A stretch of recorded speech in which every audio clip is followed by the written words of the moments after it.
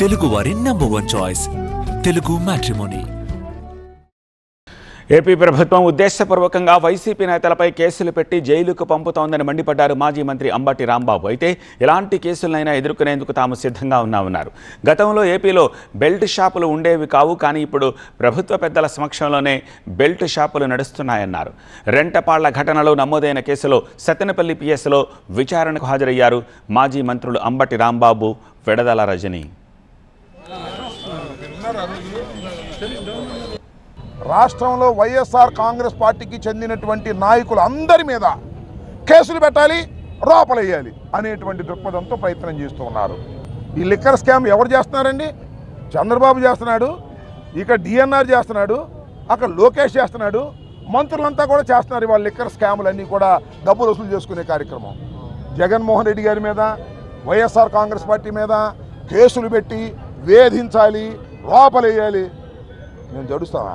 ఎన్ని చూసి వచ్చాము ఇవాళ? ఇన్ని చూసి రాజకీయాల్లోకి వచ్చామని మనం చేస్తున్నా. దేనికి భయపడే ప్రశ్న లేదు. ఇంకా రెడీగా ఉన్నాం. దేనికైనా సెంట్రల్ జైలు పంపుతారా? పంపడం రెడీగా ఉన్నాం. కోర్టుకు పిలుస్తారా? రెడీగా ఉన్నాం. దేనికైనా సిద్ధపడి రాజకీయాలు చేయడానికి సిద్ధంగా ఉన్నాం. ఈ చంద్రబాబు నాయుడు గారి కూటమి ప్రభుత్వం చేస్తున్నటువంటి దౌర్జన్యాలని, అన్యాయాలని ఎదుర్కోవడానికి సిద్ధంగా ఉన్నాం ఈ 4 సంవత్సరాల పాటు కూడా అని మనవి చేస్తున్నాం. జగన్ రెంటపాళ్ల టూర్ కోసం జన సమీకరణ చేశారా అని పోలీసులు తనను ప్రశ్నించినట్టు చెప్పారు మాజీ మంత్రి విడదల రజని. జగన్ టూర్కి ఎలాంటి సమీకరణ చేయాల్సిన అవసరం లేదు, జనమే వస్తారని అంటున్నారు రజని. మా నాయకుడు జగన్మోహన్ రెడ్డి గారు జిల్లాకి వస్తున్నారంటే, ఆ నియోజకవర్గానికి ఎక్కడికైతే, ఏ గ్రామానికైతే వస్తున్నారో ఆ విషయం తెలిస్తే చాలు. జనానికి ఏం మనం ప్రత్యేకించి మనం ఏమీ పిలవాల్సినటువంటి అవసరం లేదు.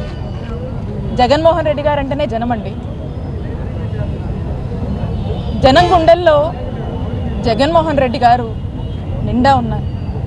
దానికేం మనం ప్రత్యేకించి పిలవాల్సినటువంటివో లేకపోతే ఆర్గనైజ్ చేయాల్సినటువంటి అవసరం లేదు.